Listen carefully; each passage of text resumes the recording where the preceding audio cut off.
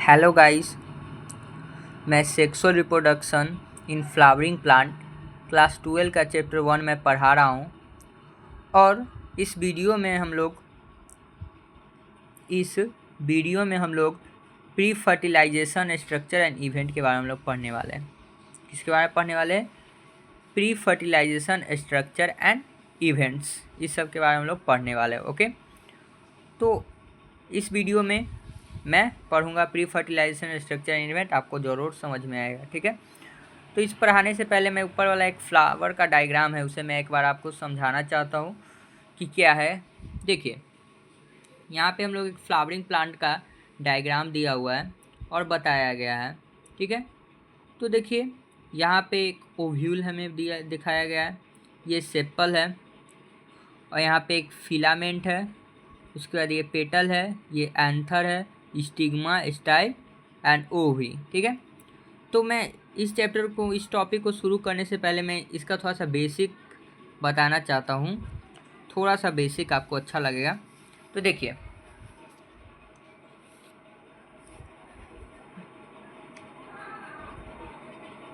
Basic. Okay, तो basic में हम लोग देखने वाले, देखिए कुछ कुछ टर्म को हम लोग पढ़ने वाले हैं और समझने वाले हैं, जो आपको समझने में मदद करेगा। आगे नया नया आएगा टॉपिक। तो देखिए क्या होता है।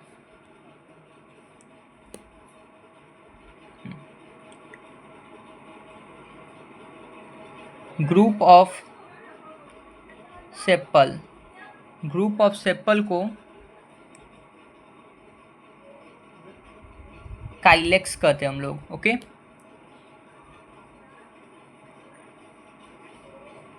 Group of petal, group of petal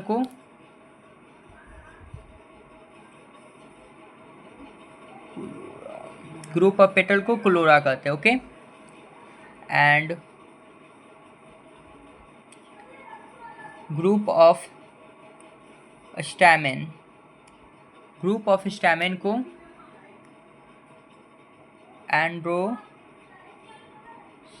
androecium कहते हैं। क्या कहते हैं? ग्रुप ऑफ स्टैमेन को एंड्रोसियम कहते हैं।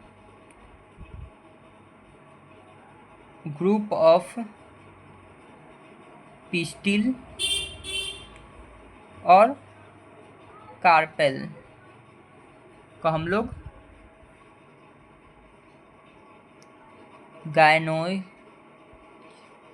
गाइनोसियम कहते हैं। क्या कहते हैं? गाइनोसियम कहते हैं। ओके,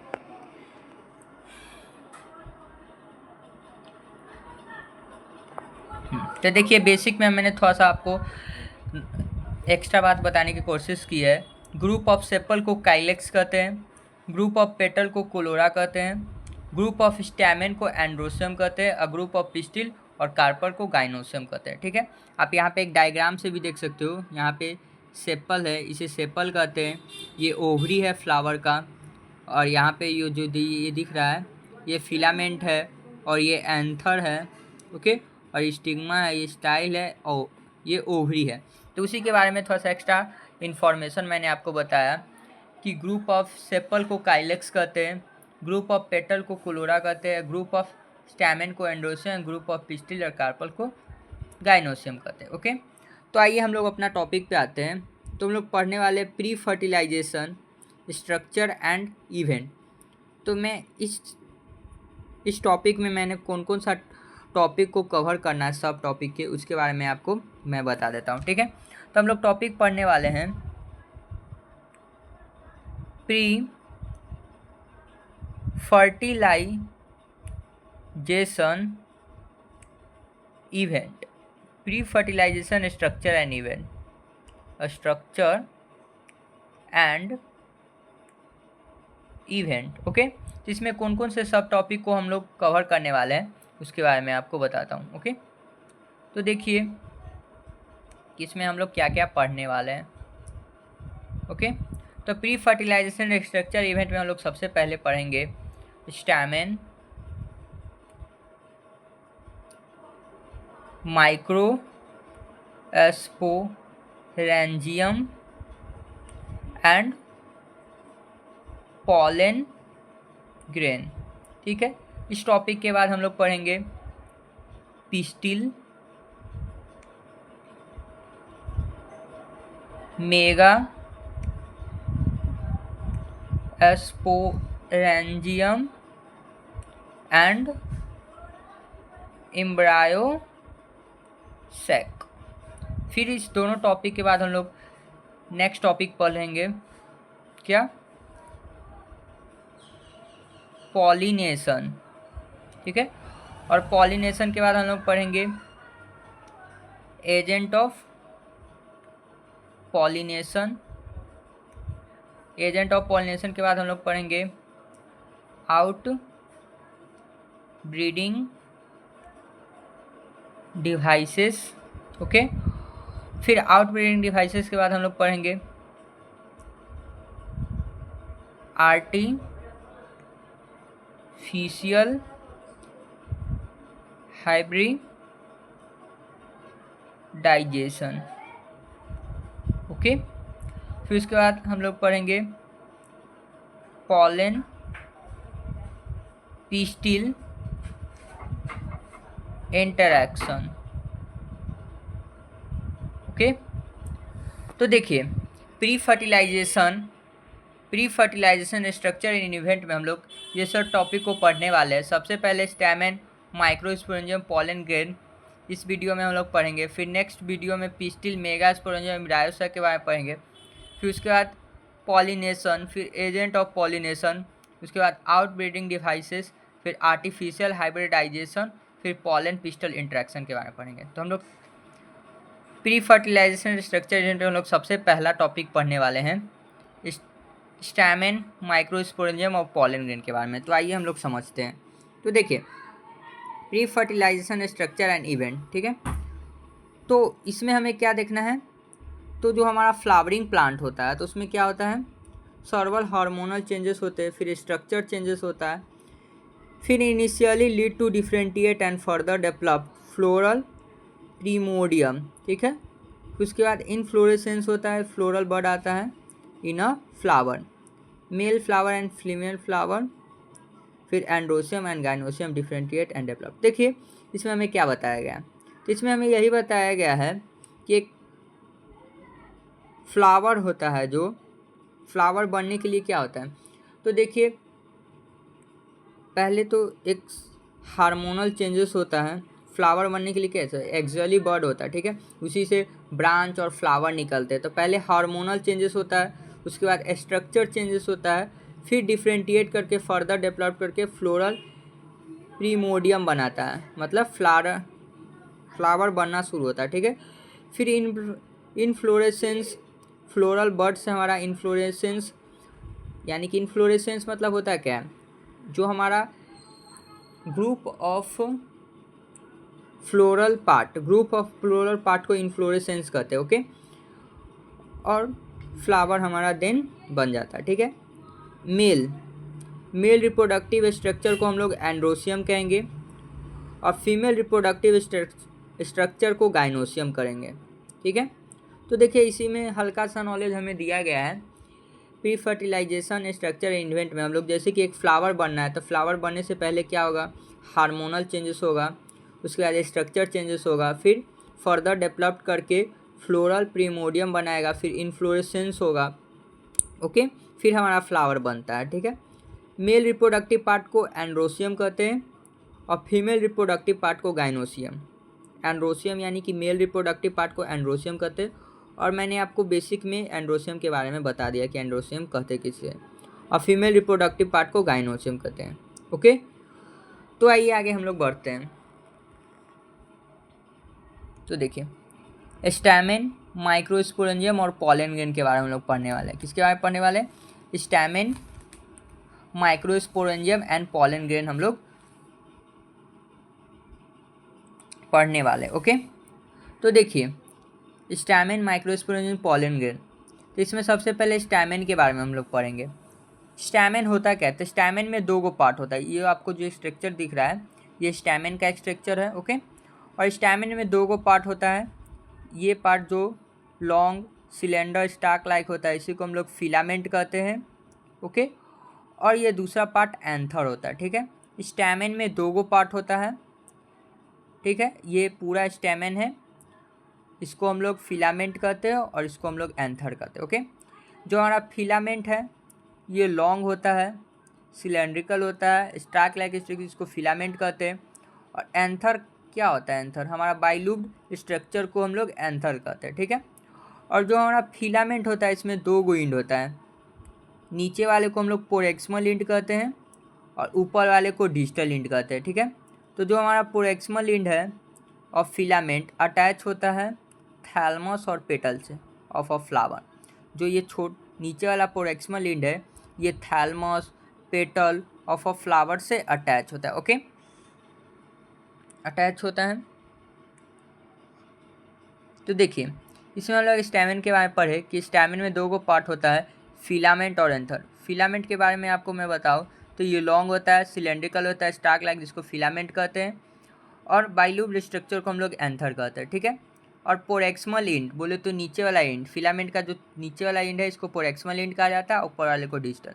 तो प्रोएक्सिमल इंड अटैच होता है थैलमस और पेटल ऑफ फ्लावर से, और जो हमारा ऊपर वाला डिजिटल इंड होता है जो एंथर से अटैच होता है। ओके, अ नंबर और लेंथ ऑफ स्टेमन वेरिएबल होता है in a flower of different species. जो हमारा ये पूरा स्टेमन है इसका लेंथ और नंबर वेरिएबल होता है फ्लावर में, मतलब कि अलग अलग फ्लावर के स्पीसीज में हमारा जो ये स्टेमन का लेंथ है और नंबर है वो बदलते रहता है, वही यहाँ पे हमें बताया गया है। ओके, उसके बाद एंजियोस्पर्म में जो हमारा एंथर होता है ये बाइलूब्ड होता है। ठीक है, बाइलूब्ड विथ बाइलूब्ड बोले तो देखिए ये जो हमारा एंथर है इसमें देखिए एक दो लूब है, यहाँ भी दो लूब है, तो इसी कारण इसको हम लोग बाइलूब्ड कहते हैं। ठीक है, एंथर को बाइलूब्ड कहते हैं, एंथर का ट्रांसवर्स सेक्शन किया हुआ है। तो देखिए एंजियोस्पर्म में जो हमारा एंथर होता है ये बाइलूब्ड होता है। ओके, और ईच लूब में 2 थेका होते हैं।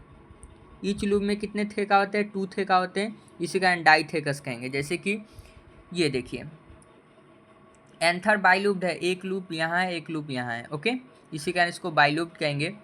ठीक, और इसी लूप के यहाँ साइड में हमको थेका देखने को मिलते हैं। ठीक है, टिश्यू होता है थेका। ठीक है, 2 थेका देखने को मिलते हैं ईच लूप में, मतलब यहाँ पे एक थेका, फिर यहाँ पे एक थेका, तो 2 गो थेका हो गया, फिर यहाँ पे एक थेका, यहाँ पे तो 2 गो लूप है, तो ईच लूप में 2 थेका। इसी कारण हम लोग इसको एंथर को डाइथेकस भी कहते हैं। ठीक है, डाइथेकस कहते हैं। और longitudinally Grove run length wise separate 2 थेका। ठीक है, और फिर जो हमारा ये लॉन्गिट्यूडनली ग्रोव है ये यहाँ पे जो आपको ये दिख रहा है लॉन्गिट्यूडनली ग्रोव रन करता है लेंथ वाइज एंड सेपरेट करता है 2 थेका को, ये दोनों थेका जो है इसको सेपरेट करता है। ठीक है, एंजियोस्पर्म में जो हमारा एंथर है बाइलूब्ड होता है और ईच लूप के पास 2 थेका होते हैं, इसी कारण डाइथेकस कहेंगे। जो हमारा लॉन्गिट्यूडनली ग्रोव है रन करता है लेंथ वाइज एंड सेपरेट करता है इस थेका को। ठीक है, और बाइलूब नेचर ऑफ एंथर हमें कब देखने को मिलता है? जैसे कि ये बाइलूब 2 गो नेचर है, बाइलूब नेचर ऑफ एंथर हमें कब देखने को मिलते हैं? जब एंथर का हम लोग ट्रांसवर्स सेक्शन करेंगे तब हमें बाइलूब नेचर ऑफ एंथर, मतलब कि एंथर को हम लोग जब ऐसे काटेंगे तो हमें बाइलूब नेचर ऑफ एंथर देखने को मिलेगा। ठीक है, और आगे बढ़े तो एंथर में 4 गो साइड होता है, इसी कारण टेट्रागोनल कहेंगे। एंथर में कितना साइड होता है? 4 गो। जैसे कि आप ये एंथर देख सकते हैं, इसमें साइड देखिए 1 2 3 4 साइड होता है, इसी कारण एंथर को टेट्रागोनल कहा जाता है। ठीक है, वही यहाँ पे बताया गया, एंथर में 4 गो साइड होता है, इसी कारण एंथर को हम लोग क्या कहते हैं? टेट्रागोनल कहते हैं, टेट्रागोनल। ठीक है, और 4 गो माइक्रोस्पोरेंजिया होता है। ठीक है, जैसे कि यहाँ 4 गो एंथर में 4 गो साइड होता है, 1 2 3 4 साइड होता है, इसी कारण इसको टेट्रागोनल कहा जाता है। और ईच साइड में 1 माइक्रोस्पोरेंजिया होता है और टोटल 4 गो माइक्रोस्पोरेंजिया होता है। यहाँ 1 माइक्रोस्पोरेंजिया होता है, यहाँ 1 माइक्रोस्पोरेंजिया होता है, यहाँ माइक्रोस्पोरेंजिया, 4 गो माइक्रोस्पोरेंजिया होते हैं। ठीक है, और ये माइक्रोस्पोरेंजिया लोकेट कहाँ करता है? Locate corner of 2 in each loop. जो माइक्रोस्पोरेंजिया है यहाँ पे 2 लूप है, मतलब कि एक लूप में 2 गो माइक्रोस्पोरेंजिया होता है, वही यहाँ पे हमें बताया गया। ओके, और ये माइक्रोस्पोरेंजिया होता क्या है? तो जो हमारा माइक्रोस्पोरेंजिया है ये डेवलप करता है और फर्दर अब फॉर्म करता है पॉलन सैक। माइक्रोस्पोरेंजिया डेवलप करके पॉलन सैक बनाता है। यहाँ पे एक स्ट्रक्चर में भी देख सकते हो, यहाँ पे हमारा माइक्रोस्पोरेंजिया होगा बीच में, ठीक है, और ये माइक्रोस्पोरेंजिया डेवलप करके क्या बनाता है, पॉलन सैक बनाता है। ओके, और they extended longitudinally all through the length of anther. ये जो हमारा माइक्रोस्पोरेंजिया होता है, यहाँ पॉलन के अंदर यहाँ पे माइक्रोस्पोरेंजिया ये रन करता है length wise all through the length of anther. ये पूरा एंथर के यहाँ से यहाँ पूरा लॉन्गिट्यूडनली रहता है, ठीक है। और ये माइक्रोस्पोरेंजिया का काम क्या है, ये पैक्ट करता है पॉलन ग्रेन को, ठीक है।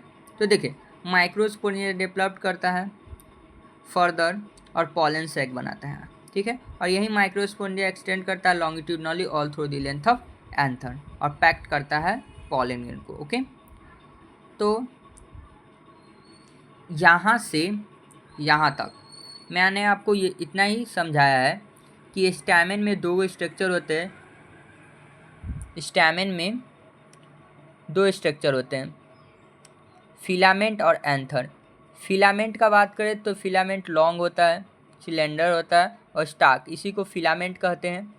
फिलामेंट में दो एंड होते हैं, प्रोएक्सिमल एंड नीचे वाले को कहा जाता है और दूसरा एंड डिजिटल एंड होता है जो ऊपर कहते हैं। डिजिटल एंड एंथर से जुड़ा होता है और प्रोएक्सिमल एंड अटैच होता है थैलमस और पेटल ऑफ फ्लावर से, ठीक है। और ये पूरा जो स्टेमन है इसका नंबर और लेंथ वेरिएबल, मतलब अलग अलग फ्लावर में अलग अलग रहता है, ठीक है, ये यहाँ पे बताया गया है।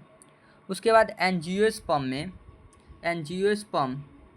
एंजियोस्पर्म का जो एंथर होता है ये बाइलूब्ड होता है। ओके, और ईच लूप के पास 2 थेका होते हैं, ठीक है। और ये 2 थेका होने के कारण इसी कारण इसको डाइथेकस कहेंगे। और longitudinally Grove run length wise separate 2 थेका, ये लॉन्गिट्यूडनली ग्रोव रन करता है लेंथ वाइज सेपरेट करता है ये थेका को, ठीक है। थेका क्या है, टिश्यू है, ठीक है। और बाइलूब नेचर ऑफ एंथर हमें कब देखने को मिला, जब एंथर को हम लोग यहाँ पे ऐसे ट्रांसवर्स सेक्शन करेंगे तब हमें बाइलूब नेचर ऑफ एंथर देखने को मिलेगा।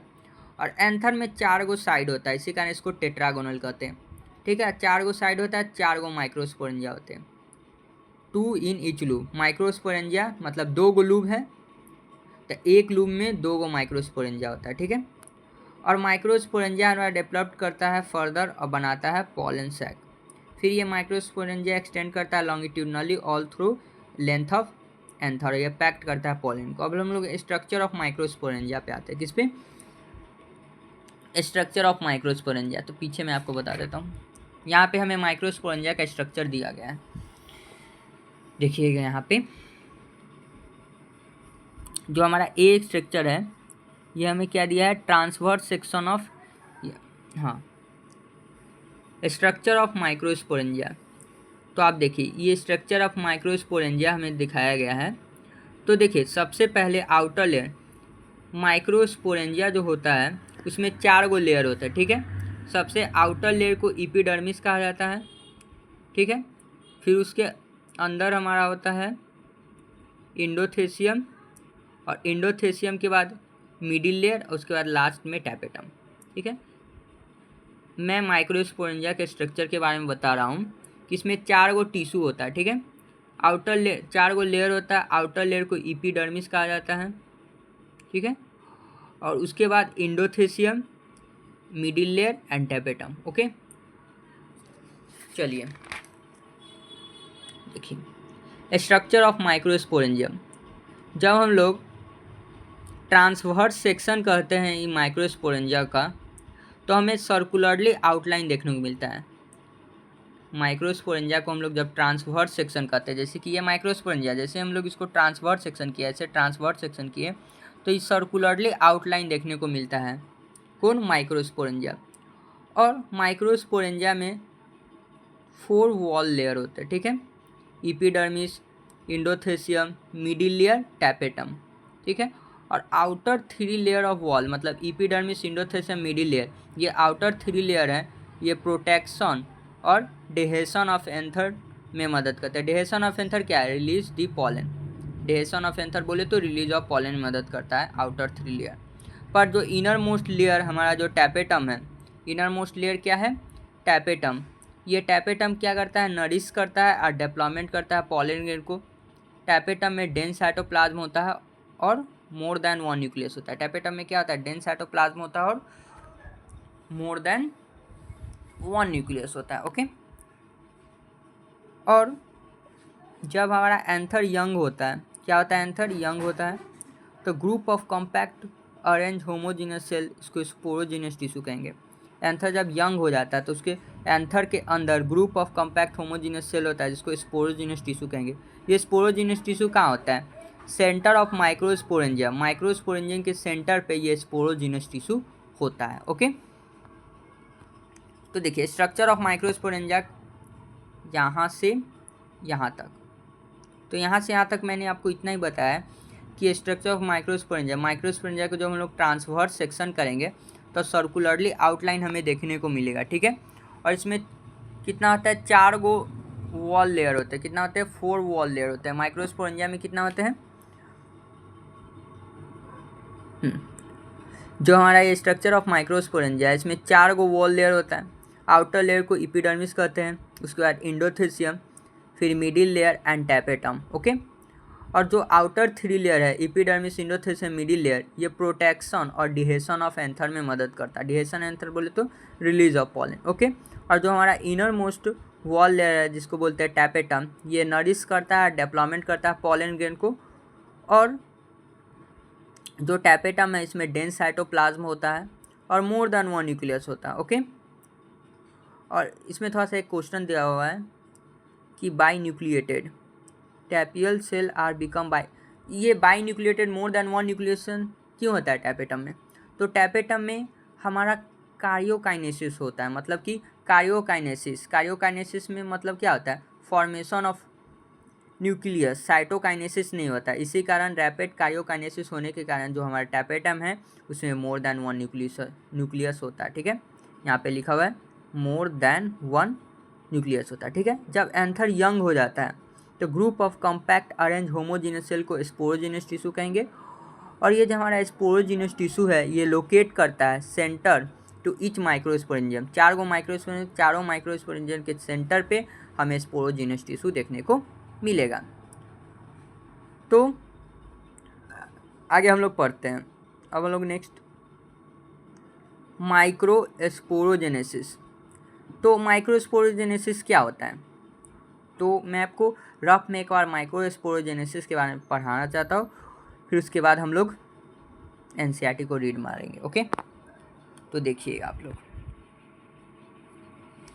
माइक्रोस्पोरोजेनेसिस।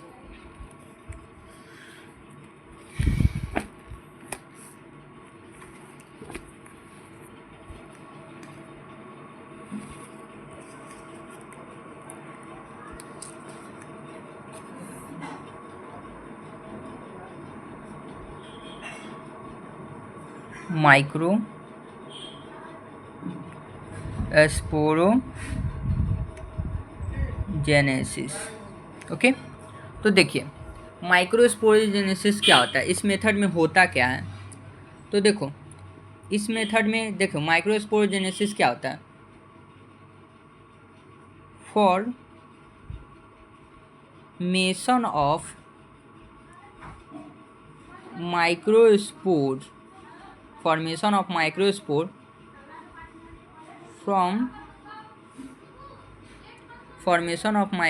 from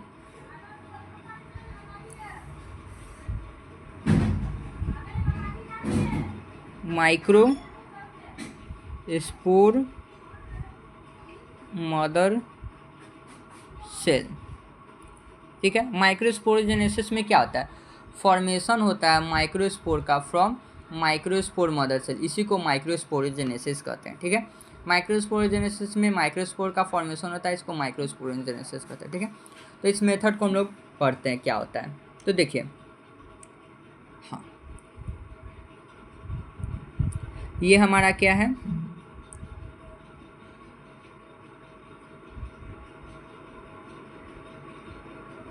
microsporangium. ओके, ये हमारा क्या है, माइक्रोस्पोरेंजियम है।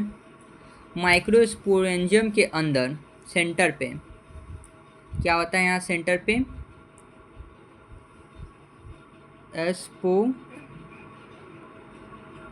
स्पोरोजीनस टिश्यू क्या होता है, क्या होता है, स्पोरोजीनस टिश्यू। और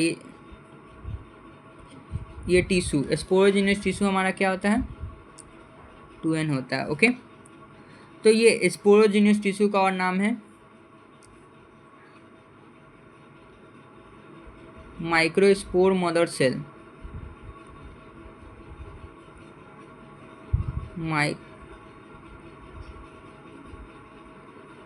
माइक्रोस्पोर मदर सेल और पॉलन मदर सेल। ओके, तो देखिए जो हमारा स्पोरोजीनस टिश्यू होता है ये हमारा मियोटिक डिवीजन करता है। यहाँ पे हमारा आ गया स्पोरोजीनस टिश्यू। ओके, तो ये हमारा स्पोरोजीनस टिश्यू मियोसिस करेगा और मियोसिस करने के बाद 4 हैप्लॉइड माइक्रोस्पोर टेट्राड बनाएगा। क्या बनाएगा, 4 हैप्लॉइड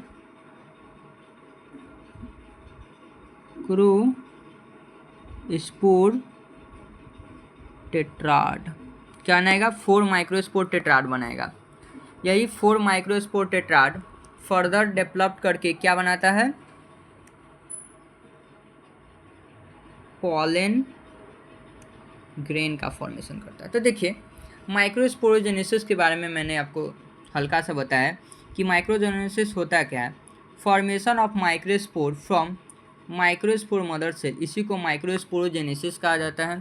ओके, और माइक्रोस्पोरोजेनेसिस में होता क्या है, तो देखो यहाँ पे जो हमारा ये माइक्रोस्पोर एंजाइम होता है इसके अंदर स्पोरोजेनस टिश्यू होता है। ठीक है, स्पोरोजेनस टिश्यू को microspore mother cell pollen grain बोलते हैं। तो ये स्पोरोजेनस टिश्यू हमारा यहाँ पे आ गया। ये स्पोरोजेनस टिश्यू मियोसिस डिवीजन करेगा, 4 हैप्लॉइड माइक्रोस्पोर टेट्राड बनाएगा। ठीक है, फिर ये माइक्रोस्पोर टेट्राड फर्दर डेवलप करके पॉलन ग्रेन का फॉर्मेशन करता है। ठीक है, तो आइए एनसीईआरटी से हम लोग समझते हैं एक बार और। तो देखिए माइक्रोस्पोरोजेनेसिस एंथर जब डेवलप्ड हो जाता है तो जो हमारा सेल ऑफ स्पोरोजेनस टिश्यू होते हैं ये मियोटिक डिवीजन करके 4 माइक्रोस्पोर टेट्राड बनाता है। क्या, 4 माइक्रोस्पोर टेट्राड बनाता है। माइक्रोस्पोरोजेनेसिस प्रोसेस में एंथर जब डेवलप्ड हो जाता है तो cell of sporogenous tissue meiotic division करके 4 माइक्रोस्पोर टेट्राड बनाए। माइक्रोस्पोर टेट्राड क्या होता है, ग्रुप ऑफ 4 सेल। देखिए यहाँ पे माइक्रोस्पोर टेट्राड क्या होता है, क्लस्टर ऑफ 4 सेल होता है। ओके, इस cell sporogenous tissue is a capacity rise to microspore tetrad. जो हमारा प्रत्येक स्पोरोजेनस टिश्यू के जो सेल होते हैं इसके पास कैपेसिटी होता है माइक्रोस्पोर टेट्राड का फॉर्मेशन करने का। ठीक है, potential pollen microspore mother cell. ठीक है, यही बात है, sporogenous tissue potential pollen microspore mother cell. ठीक है, on the process of formation of microspore from pollen mother cell through meiosis is called microsporogenesis. Microsporogenesis क्या है, formation of microspore from micro pollen mother cell through meiosis called microsporogenesis. ठीक है, और ये microspore जो हमारा फॉर्म हुआ arrange हो जाता है क्लस्टर ऑफ 4 सेल जिसको माइक्रोस्पोर टेट्राड कहा जाता है। ठीक है, और एंथर जब मेच्योर हो जाएगा और डिहाइड्रेट हो जाएगा तो जो हमारा माइक्रोस्पोर है डिसोसिएशन होगा ईच अदर एंड डेवलप्ड करेगा पॉलन ग्रेन का। Okay, inside the microspore enzyme thousands of microspore और पॉलन ग्रेन होता है and they release dehiscence of anther. Okay, तो देखिए एक बार और मैं माइक्रोस्पोरोजेनेसिस के बारे में बताता हूँ। माइक्रोस्पोरोजेनेसिस होता क्या है, जब एंथर हमारा डेवलप्ड हो जाता है तो स्पोरोजेनस टिश्यू है मियोटिक डिवीजन करके फॉर्मेशन करता है माइक्रोस्पोर टेट्राड का। ठीक है, और ये माइक्रोस्पोर टेट्राड होता क्या है, तो यहाँ माइक्रोस्पोर टेट्राड क्या होता है, क्लस्टर ऑफ 4 सेल होते हैं। ठीक है, जब एंथर मेच्योर हो जाएगा डिहाइड्रेट हो जाएगा तो माइक्रोस्पोर हमारा डिसोसिएशन होगा, मतलब अलग अलग होगा ईच अदर फिर डेवलप करेगा पॉलन ग्रेन का, ठीक है। और माइक्रोस्पोरेंजियम के अंदर थाउजेंड्स ऑफ माइक्रोस्पोर और पॉलन ग्रेन होते हैं, मतलब माइक्रोस्पोर और पॉलन ग्रेन होते हैं जो रिलीज होता है कब डिहेशन होगा, मतलब एंथर फट जाता है तब पॉलन ग्रेन का रिलीज होता है, ओके। अब हम लोग पॉलन ग्रेन के बारे में पढ़ने वाले हैं। एंथर यहाँ पे पॉलन ग्रेन रिलीज हो जाता है। पॉलन ग्रेन क्या होता है, मेल गैमेटोफाइट होता है। हिबिस्कस फ्लावर का एलोइस पॉलन ग्रेन होता है, ठीक है। जब वाटर ड्रॉपलेट डाला जाता है और ग्लास लाइट पर माइक्रोस्कोप से ऑब्जर्व किया जाता है पॉलन ग्रेन को, तो pollen grain variety of architecture, shape, size, shape, colour and design के हमें देखने को मिलते हैं, ओके। तो देखिए पॉलन ग्रेन जनरली स्फेरिकल होता है, एंड 25 से 50 माइक्रोमीटर इन डायमीटर होता है, ओके। और पॉलन ग्रेन में 2 लेयर होता है, ठीक है। हार्ड आउटर लेयर को हम लोग एक्साइन बोलते हैं जो स्पोरोपोलिनिन का बना होता है, ठीक है। और स्पोरोपोलिनिन क्या होता है, one of the most resistant organic compound, और ये बीथ स्टैंड कर सकता है हाई टेम्परेचर, स्ट्रॉन्ग एसिड और अल्कली पे, ओके। और नो एंजाइम डिग्रेडेड स्पोरोपोलिनिन। तो देखिए पॉलन ग्रेन हमारा स्फेरिकल होता है, 25 से 50 माइक्रोमीटर इन डायमीटर होता है। पॉलन में 2 लेयर होते हैं, ठीक है। हार्ड आउटर लेयर को हम लोग एक्साइन बोलते हैं जो किसका बना हुआ है, स्पोरोपोलिनिन। और स्पोरोपोलिनिन के बारे में हम लोग 3 बार जाने की कोशिश करते हैं। तो देखिए जो हमारा स्पोरोपोलिनिन है one of the most resistant organic material है, और ये बीथ स्टैंड कर सकता है high temperature, strong acid, alkali, और कोई भी एंजाइम डिग्रेड नहीं कर सकता है स्पोरोपोलिनिन को। और पॉलन ग्रेन ऑफ एक्साइन है प्रोमिनेंट अपर्चर, जिसको जर्म पोर कहेंगे, जहाँ पर स्पोरोपोलिनिन एब्सेंट होता है। जहाँ पर स्पोरोपोलिनिन एब्सेंट होता है उसको हम लोग क्या कहते हैं, जर्म पोर कहते हैं, ठीक है। और पॉलन ग्रेन को हम लोग प्रिजर्व कर सकते हैं फॉसिल की तरह, क्यों, स्पोरोपोलिनिन के प्रेजेंस के कारण हम लोग पॉलन ग्रेन को फॉसिल की तरह स्टोर कर सकते हैं, ठीक है। और पॉलन ग्रेन और ये एक्साइन लेयर क्या फैसिनेटिंग करता है, एरे पैटर्न और डिज़ाइन फैसिनेटिंग करता है, ओके। अब पढ़ेंगे inner layer. Inner wall of pollen grain को हम लोग क्या बोलते हैं, इंटाइन बोलते हैं। ये थिन कंटिन्यूअस लेयर होता है और किसका बना होता है, सेलुलोज और पैक्टीन का बना होता है, ओके। तो देखिए पॉलन ग्रेन 2 लेयर होते हैं, एक्साइन और इंटाइन, इसके बारे में मैंने आपको पढ़ा दिया। अब आगे देखते हैं। Cytoplasm of pollen grain plasma membrane से सराउंडेड होता है। Cytoplasm of pollen grain plasma membrane से सराउंडेड होता है। अब पॉलन ग्रेन में जब पॉलन ग्रेन मैच्योर हो जाता है तो इसमें 2 सेल होते हैं, कितना होते हैं, 2 सेल होते हैं, vegetative cell and generative cell, okay. तो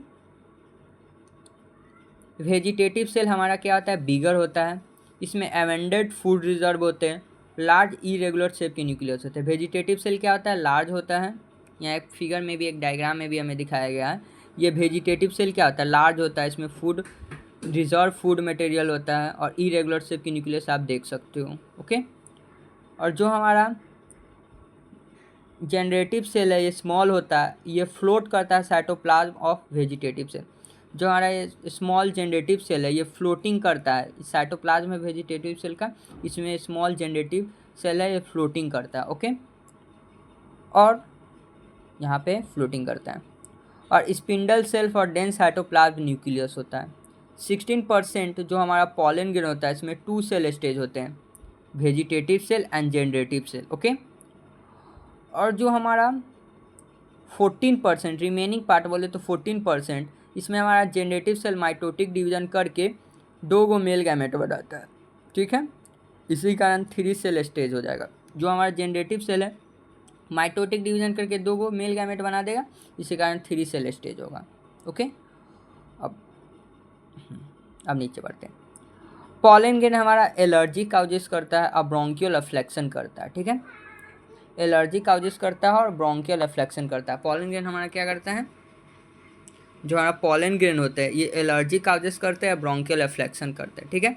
और क्रोनिक रिस्पिरेटरी डिसऑर्डर भी करते हैं, जैसे अस्थमा एंड ब्रोंकाइटिस, ठीक है। जो हमारा पार्थेनियम और कैरेट ग्रास है इंडिया में आया था कंटामिनेट इम्पोर्टेंट बीट, मतलब पार्थेनियम और कैरेट ग्रास इंडिया में आया था इम्पोर्टेड बीट के साथ, मतलब बीट को इम्पोर्ट किया जाता था भारत में, तब आया था पार्थेनियम एंड कैरेट ग्रास। और ये पूरा भारत में बोले तो एकदम मतलब सर्वव्यापी हो गया था, ठीक है। और ये पार्थेनियम और कैरेट ग्रास से हमारा एलर्जी काउजेस होता है, मतलब एलर्जी, किसी को भी एलर्जी हो जाता है, ठीक है। तो देखिए पॉलन का हम लोग बुराई कर रहे हैं तो एलर्जी कराता है, ब्रोंकियल एफ्लेक्शन कराता है और क्रोनिक रिस्पायरेटरी डिसऑर्डर कराता है जैसे asthma and bronchitis. Parthenium carrot grass को मतलब विदेश से इंडिया में लाया गया था इम्पोर्टेड वीट के साथ, और ये भी क्या करता है, पॉलन एलर्जी करवाता है। ओके, तो आइए आगे हम लोग बढ़ते हैं। तो देखिए पॉलन ग्रेन हमारे रिच होते हैं न्यूट्रिशन में, ठीक है। और पॉलन ग्रेन रिच न्यूट्रिशन में होने के कारण पॉलन टैबलेट को फूड सप्लीमेंट की तरह यूज करता है कौन, वेस्टर्न कंट्री, टैबलेट और सिरप की तरह, ठीक है। और पॉलन ग्रेन को अपना परफॉर्मेंस इंक्रीज करवाने के लिए एथलीट और रेस हॉर्स भी यूज करते हैं। पॉलन ग्रेन क्या होता है, रिच होते हैं न्यूट्रिशन में, ठीक है। और पॉलन टैबलेट को फूड सप्लीमेंट की तरह यूज किया जाता है, कौन यूज करता है, तो वेस्टर्न कंट्री, टैबलेट और सिरप की तरह, ठीक है। और पॉलन को जो कंज्यूम करता है उसका इंक्रीज कर जाता है परफॉर्मेंस, जैसे एथलीट और रेस हॉर्स का। ओके, देखिए विएबिलिटी क्या होता है, विएबिलिटी, तो देखिए the period which pollen grain remain variable is highly variable. देखिए विएबिलिटी के बारे में बताते हैं, जो हमारा पॉलन ग्रेन रिलीज होता है और वो कितना टाइम पर मतलब कि अपना विएबिलिटी को मेंटेन करता है। विएबिलिटी मेंटेन करने का मतलब कि कितना समय तक वो मतलब कि पॉलन रिलीज होने के बाद वो रहता है, क्या करते हैं उसको ज़्यादा मतलब कितना टाइम लगता है पॉलन ग्रेन को ख़राब होने के लिए, ठीक है। तो वही हमें बताया गया है, ठीक है। तो विएबिलिटी क्या होता है, period in which pollen grain remain variable and highly variable to extend dependent on temperature और humidity. Viability of pollen grain किस पे डिपेंड करते हैं, टेम्परेचर और ह्यूमिडिटी पे डिपेंड करता है, ठीक है। तो इसमें क्या होता है, पॉलन ग्रेन रिलीज होने के बाद कितना देर तक वो वेरिएबल होता है, मतलब कि पॉलिनेशन करने की क्षमता कितना टाइम तक उसकी रहती है, ठीक है। तो ये टेम्परेचर और ह्यूमिडिटी पे डिपेंड करता है। जैसे सेरेल प्लांट में राइस एंड व्हीट आ गया, इसका पॉलन ग्रेन लॉस करता है viability with in 30 minute they release. 30 minute के बाद रिलीज होने के बाद अगर पॉलन ग्रेन पॉलिनेशन नहीं होता है तो ये हमारा लॉस कर देगा विएबिलिटी, उसके बाद पॉलिनेशन नहीं होगा। ओके, और कुछ ऐसे फैमिलीज होते हैं जैसे रोजेसी, लेगुमिनेसी, सोलनेसी, इसका विएबिलिटी मंथ तक रहता है। ओके, और पॉलन ग्रेन को हम लोग जैसे कि सेमेन को और स्पर्म को, मेनी एनिमल को हम लोग artificial insemination of human store करते हैं, मतलब जैसे कि हम लोग सेमेन मतलब स्पर्म ऑफ मेनी एनिमल को स्टोर करते हैं, वैसे हम लोग पॉलन ग्रेन को भी स्टोर करते हैं। किस में स्टोर करते हैं, लिक्विड नाइट्रोजन -196 डिग्री सेल्सियस पे स्टोर करते हैं। और ये पॉलन ग्रेन स्टोर करने का कारण क्या है, सीड बैंक और क्रॉप ब्रीडिंग प्रोग्राम में हम लोग यूज करते हैं। आई होप आपको समझ में आया होगा। ओके, आपको अच्छा लगे तो लाइक एंड सब्सक्राइब करें, और जो मैंने वीडियो बना दिया आप एक बार ज़रूर देखें, आपको समझ में आ जाएगा। Thank you for watching this video.